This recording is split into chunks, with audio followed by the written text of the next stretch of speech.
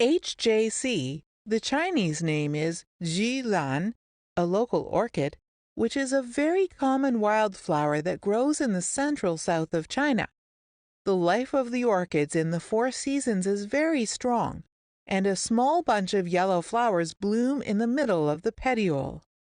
The fragrance is pervasive and not as strong as the scent of roses, not as sweet as the scent of sweet-scented osmanthus, and not as light as the scent of plum, but it is simple, generous, and fragrant. The Chinese literary giant Mr. Shan Zhongwen highly praised the little flowers in his famous book Taoyuan Yuanzhou, which implicitly expressed the author's love of his hometown and the love of the magnificent mountains and rivers of the motherland.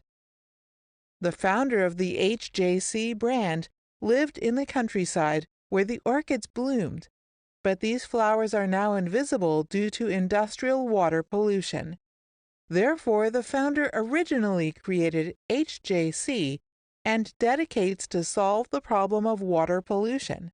Vision: be the happiest company. Be the champion for single model in cross-border e-commerce field of Asian environmental health industry.